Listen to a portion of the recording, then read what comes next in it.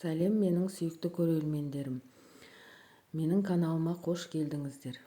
Мен бүгін сіздерге спацифилум, яғни әйел бақты гүлі туралы айтатын боламын.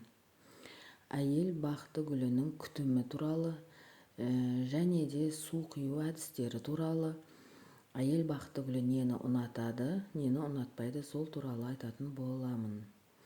Менің каналыма жазылмаған болсаңыздар, жазылып, лайк басып, комментария жазып, видеоларымды көріңіздер. Әйел бақты гүлі бұл жарықты жақсы көреді. Бірақ күннің көзі тіке түсетін терезеге қоюға болмайды. Себебі мынандай нәзік жапырақтары күннің ыстығына шыдай алмайды, солып қалады. Жарық бөлмеде жақсы өседі. Ал егер жарық жетіспеген жағдайда жапырақтарының түсі ақшыл жасылданып, жаймен ағара бастайды.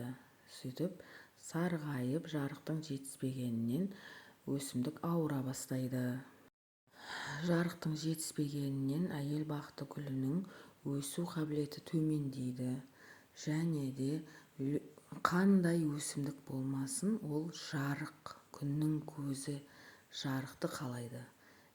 Жарық жерлерде жақсы өседі және жақсы гүлдейді. Жарық жетісіп, жағдайы жақсы, қарауы жақсы, суы жақсы құйылатын жағдайда жақсы гүлдеп, көзіңізді қуантатын болады. Ал енді су құю әдісіне келетін болсақ, спацифилум бұл суды жиі ішеді, әсіресе жаздың күндері. Суды нормадан артық құйып жіберуге де болмайды. Себебі суды нормадан артық құйып жіберетін болсаңыз, жапырақтары қарайып, қурай бастайды және де тамыры шіріп кетуі мүмкін. Ең тиімді жолы бірінші топырағын тексеру керек. 1-2 сантиметрге шейін саусағыңызды салып, топырағын тексеріп көресіз. Егер нам сезілетін жағдайда суғаруға болмайды.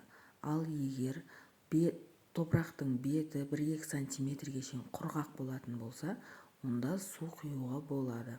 Егер сіз суды жеткіліксіз құятын болсаңыз, жапырақтары иіліп, солады. Нормадан артық құятын болсаңыз, жапырақтардың ұшы дәл осылай қараяды. Және де ол влажностьті жақсы көреді. Влажность азайса, жапырақтарының ұшы өстіп қурай бастайды.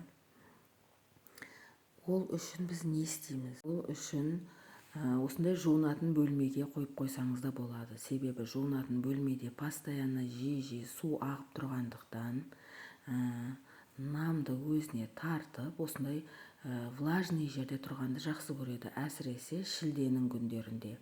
Мен өзім осындай жуынатын бөлмеге қойып қоямын. Жағдайы нашарлап, жапырақтары иіліп, солып жатқан жағдайда жуынатын бөлмеге қойып қоямын. Кішкене жапырақтары көтеріліп, жағдайы жақсарып қалады. Спацифилум бұл душ қабылдағанды өте жақсы көреді. Жылы су шашып тұрсаңыздар, өте пайдалы. Бірақ ол суды шашар алдын түбіндегі горшокқа су тамбас үшін пленкамен орап аласыз. Сөйтіп шомылдырасыз. Шомылып болғаннан кейін пленканы алып тастайсыз. Бұның тамырына артық су кетсе, шіріп кетуі мүмкін. Нормадан тыс су құюға болмайды. Бүгін әйел бақты туралы алған ақпараттарыңыз сіздерге пайдалы болды деп ойлаймын. Назарларыңызға рахмет.